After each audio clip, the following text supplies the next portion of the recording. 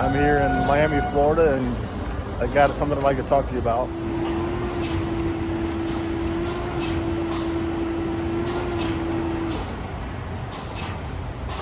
Hello, everybody. Thank you for joining me today. I do truly appreciate it. And I've been gone. Again, I've been working on the road again. Been down in Miami, Florida, and it's a great time of year. February is a great time of year to be in Miami, Florida. But while I was gone, some packages arrived. Some packages arrived, and I'm really excited because one is like the triple whammy. But I got a package from Mitch Hall at Rapture Publishing. I'll have to show you that one. One of my favorite publishers on God's green earth. But the one I'm here to talk about right now comes from the Suntup Editions. Suntup Editions, one of my absolute favorite publishers on God's green earth. And I've shown you lots and lots of stuff from Suntup Editions. And this one is probably more exciting for me than most. Not to diminish most, but this one is Swan Song, the classic edition by Robert McCammon. And so not only is this a fantabulous novel from one of my absolute favorite authors, but Suntup Editions has really done some special stuff. And I've got multiple signed limited editions of Swan Song. I've got the Dark Harvest, the first hardcover. Got the signed and numbered edition there of that, as well as the Subterranean Press signed and numbered edition. And I think I haven't opened it yet, but I think I'm gonna have to find that Suntup might be the best of the bunch. We'll see. And I've got the numbered edition still to come. That's exciting. I've got that one coming too. Anyway, this is the classic edition. And if you're not familiar with Suntup, by all means, get familiar. But the stuff is protected well. I mean, they are prepared for the events that take place in Swan Song. So that story begins to come true.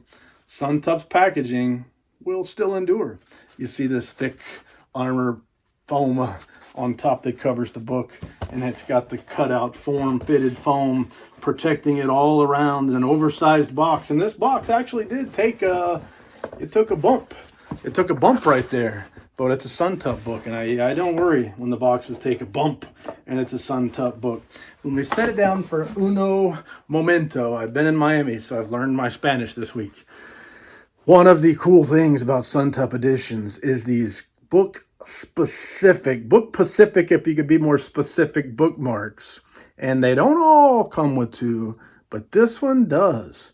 Two of custom bookmarks that come with it. It's a neat little thing. And here we have Swan, Suwanda Prescott.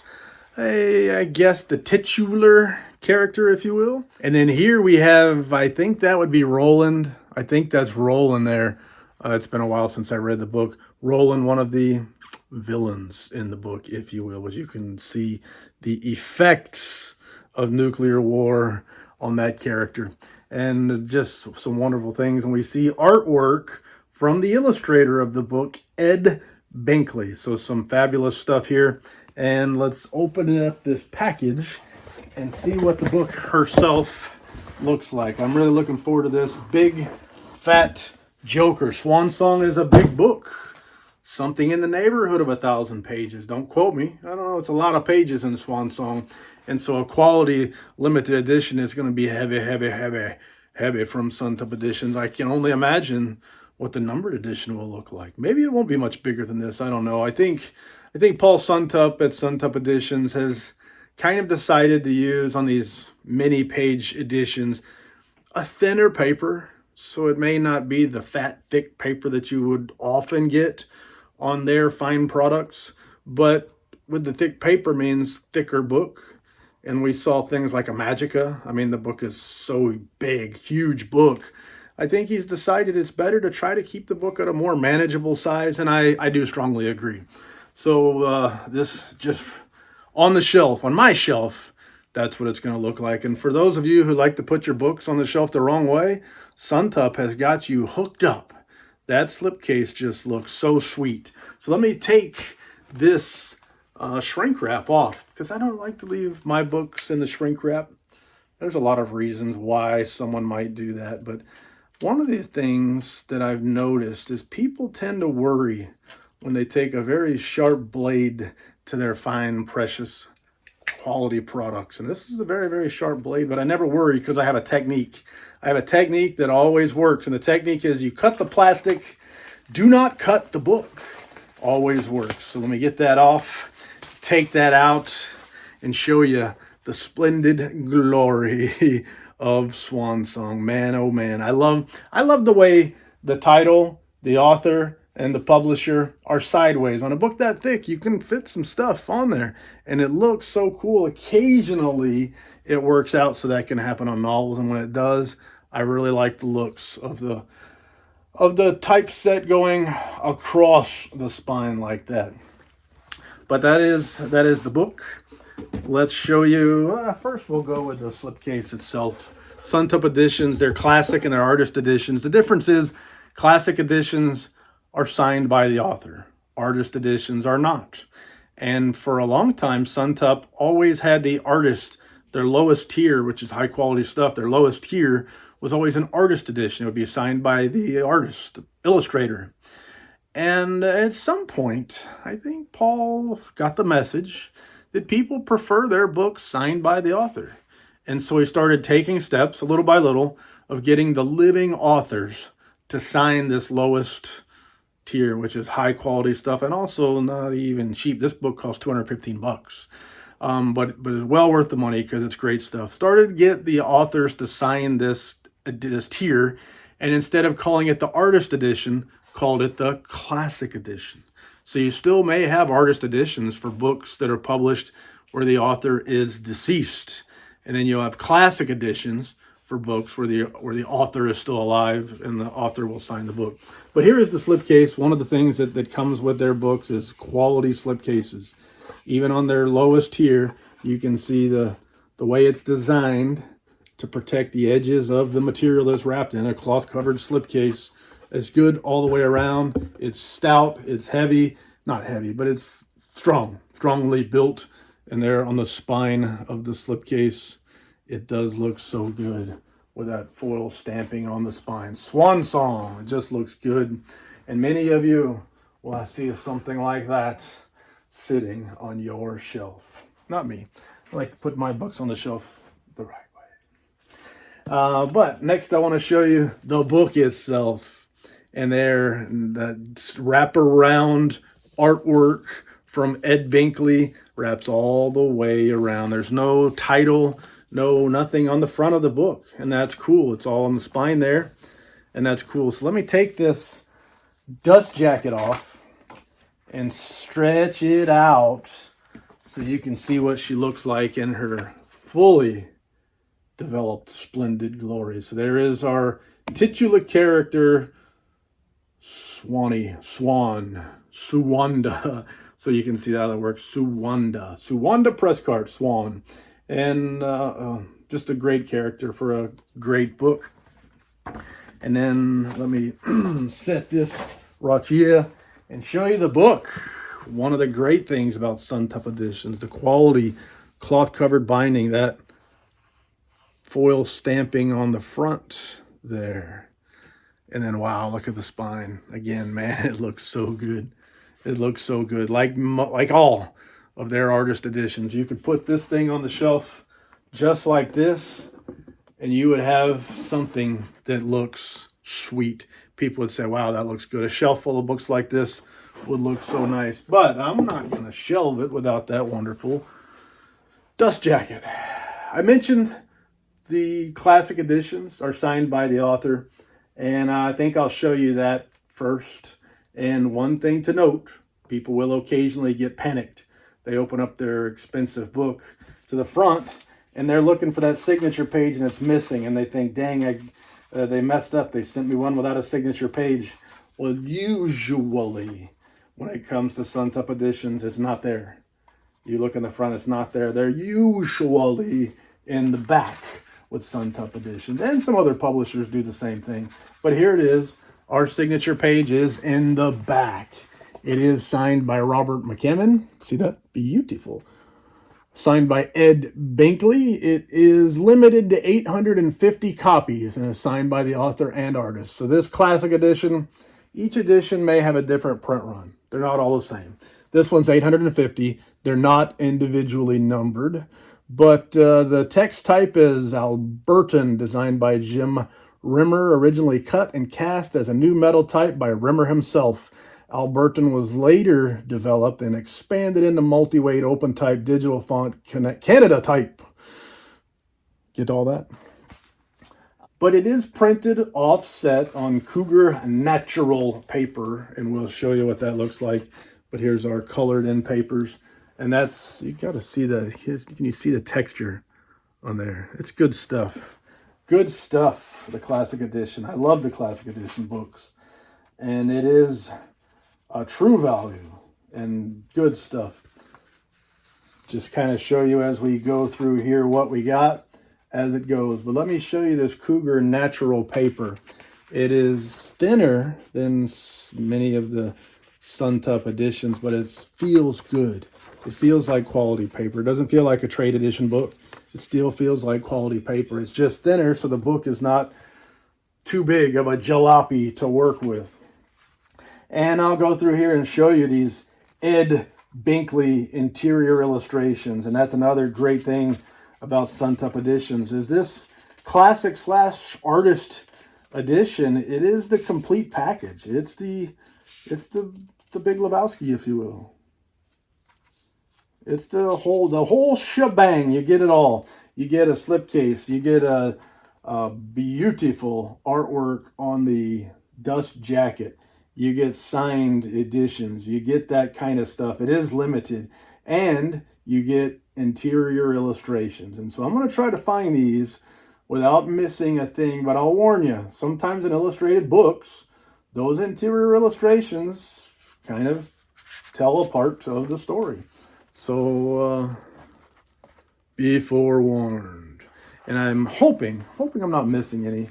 I feel like I might have, so I want to be real careful here. I don't see any that I've missed, but it can be easy to miss some. I'll try to show them all to you.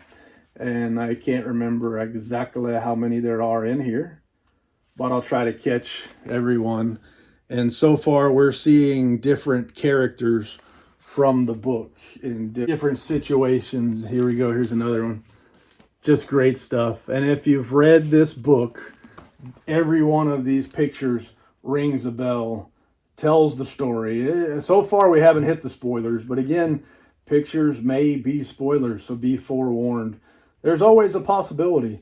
But I think typically for those of us who have read a book, when you see pictures, you think, oh shoot, this is giving it away here.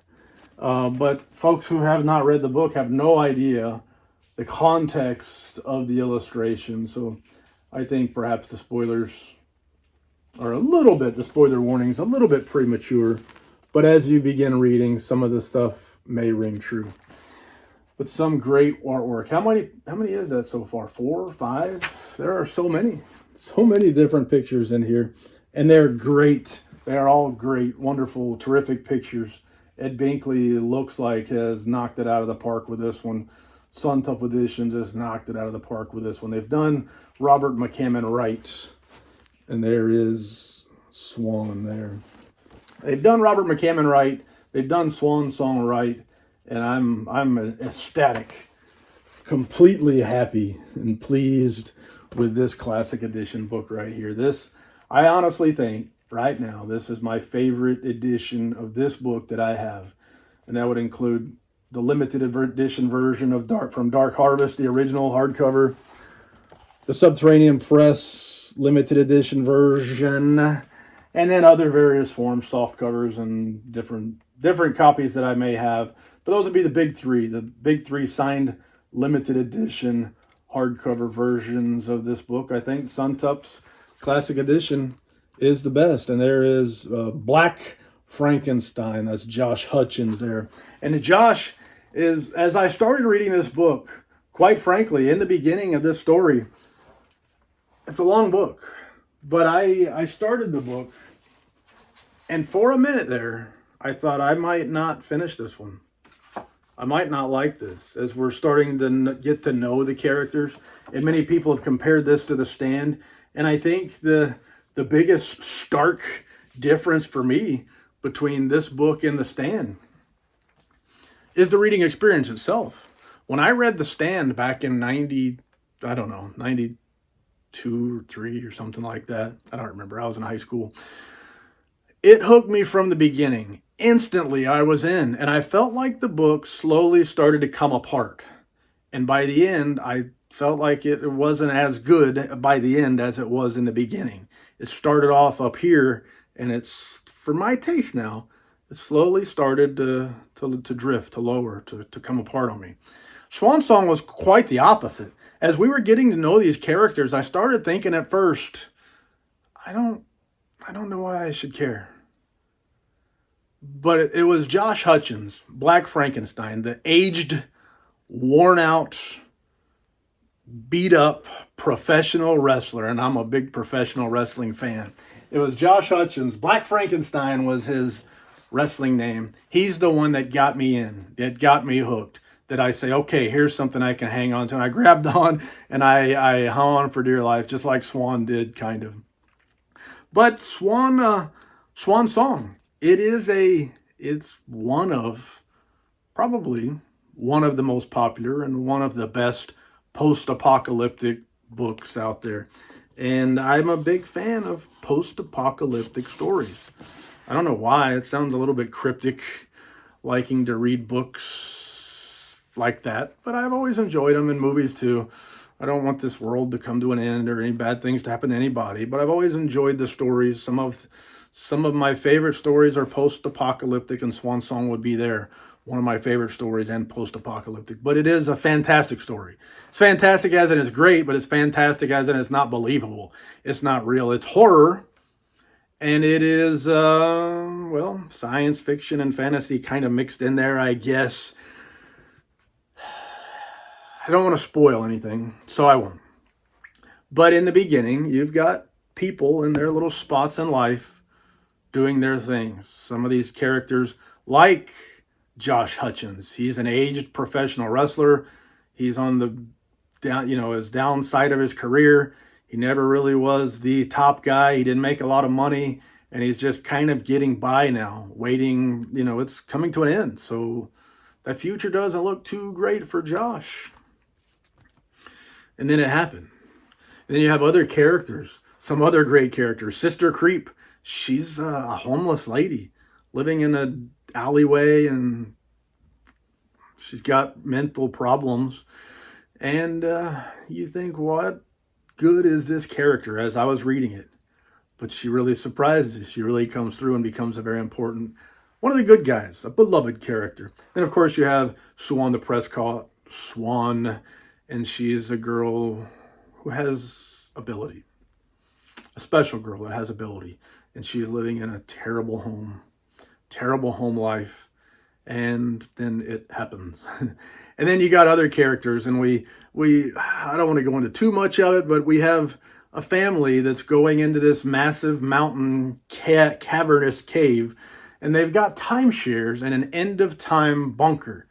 So they get 1 week out of 52 to be in this bunker, or to live there as a timeshare sort of a thing. And then in theory, when the end of the world as we know it scenarios happen, well, they can go to this place and they'll be living in forever and ever in this cavern in the cave. Wonder how that works out for them. You'll find out in this book.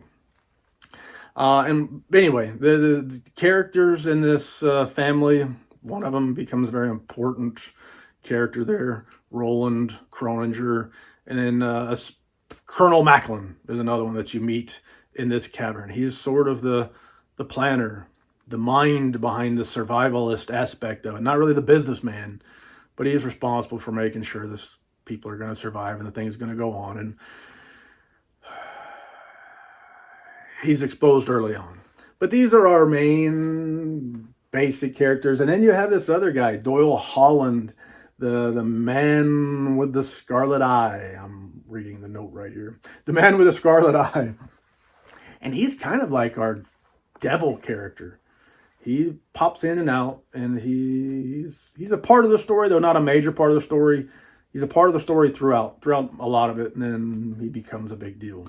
But there's a lot of other characters mixed in. But essentially, nuclear war happens, and radiation happens.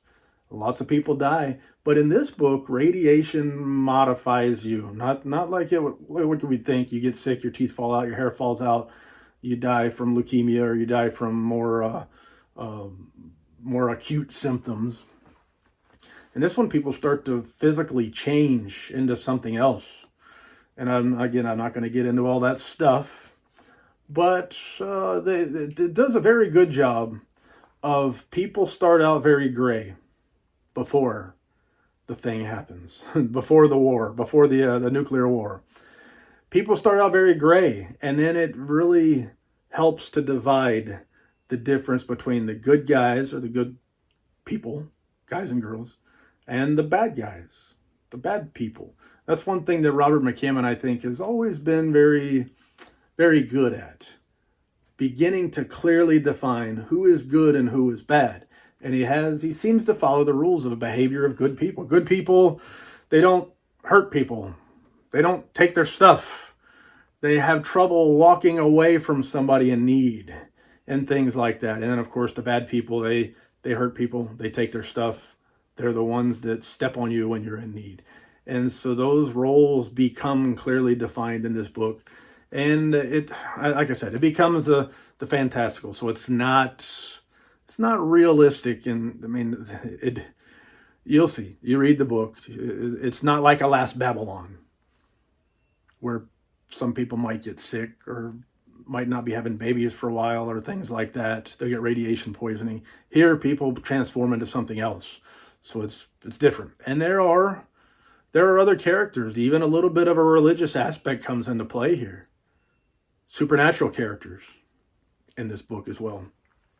And so I read Swan Song, and it was one that started rough.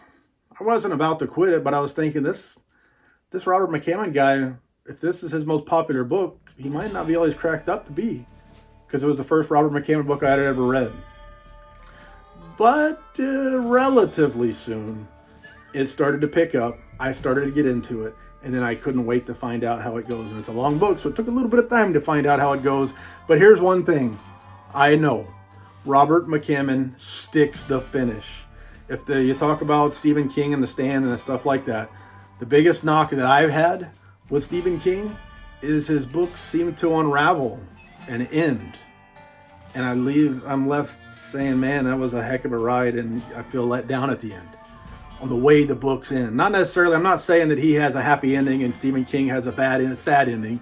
I'm saying the way it ends often doesn't work for me. In Robert McCammon and Swan Song, the end works. It's like it is a finish. It is a crescendo. It is a bang. It really, really works. And I strongly recommend Swan Song to anybody who might be into that sort of a thing. This is the sort of a thing I think you're going to like. But with that being said, I'm sure I'm missing something, but I got no more lies to tell.